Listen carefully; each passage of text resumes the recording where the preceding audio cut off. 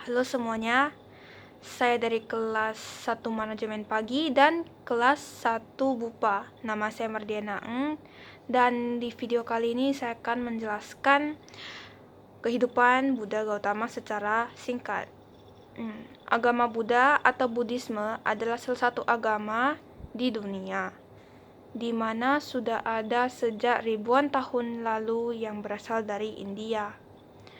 Membahas mengenai agama Buddha tidak dapat lepas dari sosok Siddhartha Gautama yang merupakan pendiri dan penyebar agama Buddha.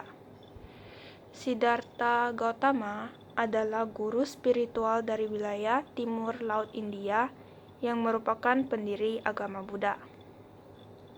Siddhartha juga dikenal sebagai Sakyamuni, orang bijak kaum Sakya, dan sebagai Sang Tathagata. Oke, kita mulai dari kelahiran. Buddha Gautama dilahirkan dengan nama Siddhartha Gautama yang lahir di Taman Lumbini di kaki Gunung Himalaya, India bagian utara pada 623 Masehi. Nama Siddhartha berasal dari bahasa Sanskerta yang berarti orang yang mencapai segala cita-citanya.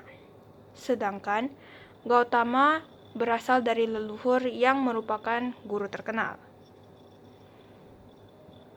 Dalam buku Guru Agung Buddha Gautama, karya Dion P. Sihutang, Siddhartha merupakan putra raja dan disebut sebagai pangeran. Ayah Siddhartha yang bernama Siddhodana yang berasal dari suku Sakya, anggota dari kelas Ksatria, adalah seorang raja di kota Kapilavastu, Jambudwipa. Sementara ibunya bernama Mahamaya. Saat Siddhartha lahir, dua arus kecil jatuh dari langit. Yang satu dingin, sedangkan yang lainnya hangat. Arus tersebut membasuh tubuh Siddhartha. Siddhartha lahir dalam keadaan bersih tanpa noda, berdiri tegak dan langsung dapat melangkahkan kakinya ke arah utara, dan tempat yang dipijakinya ditumbuhi bunga teratai. Lanjut ke masa kecil Pangeran Buddha Gautama atau Pangeran Siddhartha. Sejak kecil, Siddhartha Gautama adalah anak yang cerdas dan sangat pandai. Pada usia 7 tahun, Siddhartha memiliki 3 kolam bunga teratai, yakni kolam bunga teratai yang berwarna biru, Upala, kolam bunga teratai yang berwarna merah, Paduma, dan kolam bunga teratai yang berwarna putih, atau ini disebut sebagai Pundarika. Pada usia itu, Pangeran Siddhartha sudah mempelajari berbagai ilmu pengetahuan dengan baik. Pada usia 16 tahun, Pangeran Siddhartha menikahi dengan putri Yasodhara. Pada usia itu juga, Pangeran Siddhartha memiliki 3 istana, yakni 1. Istana musim dingin, Rama. 2. Istana musim panas, Surama. 3. Istana musim hujan, Suba. Saat Siddhartha lahir, ayahnya bertanya kepada peramal yang bernama Asita mengenai masa depan Pangeran Siddhartha. Sang peramal merasa terpesona ketika melihat Siddhartha. Peramal melihat 32 tanda pada tubuh sang bayi yang merupakan pertanda tentang kehidupan yang agung di masa depan. Peramal mengatakan kepada raja bahwa anak itu mungkin akan menjadi pemimpin yang sangat hebat. Mungkin juga menjadi Cakrawarti atau Maharaja seluruh India. Kalau saja anak tersebut menguasai kearifan mengenai cara-cara duniawi, sedangkan anak tersebut bisa menjalani kehidupan religius, maka tanda yang sama juga memperlihatkan bahwa akan dengan mudah menjadi pertama yang mulia.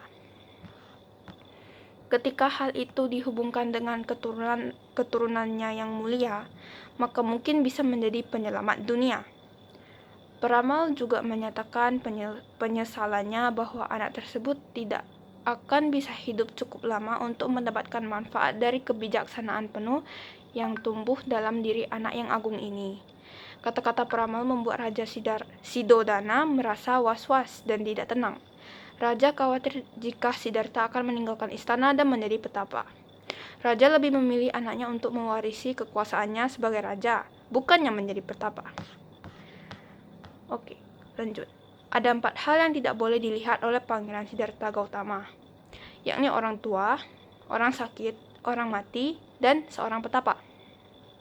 Bila tidak, Siddhartha akan menjadi petapa dan menjadi Buddha. Pada suatu hari, Siddhartha minta izin untuk berjalan keluar istana. Di jalanan Kapilavastu menemukan 4 kondisi yang berarti, yakni orang tua, orang sakit, orang mati, dan seorang petapa. Ia merasa sedih dan bertanya pada diri sendiri, tidak ada hal yang mempersiapkan untuk pengalaman semacam itu selama hidupnya.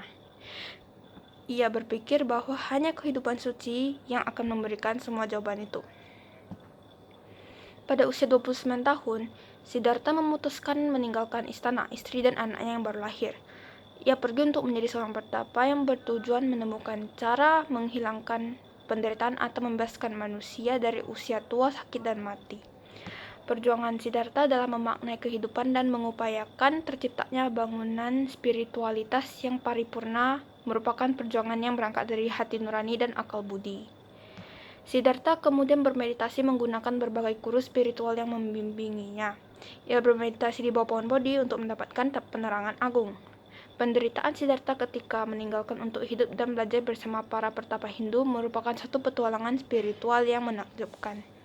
Setelah 6 tahun, konon beliau mendapatkan kenyataan bahwa bertapa dengan menyiksa diri maupun hidup terlalu berfoya-foya bukanlah jawaban akan satu hal mampu melampaui penderitaan dan karma.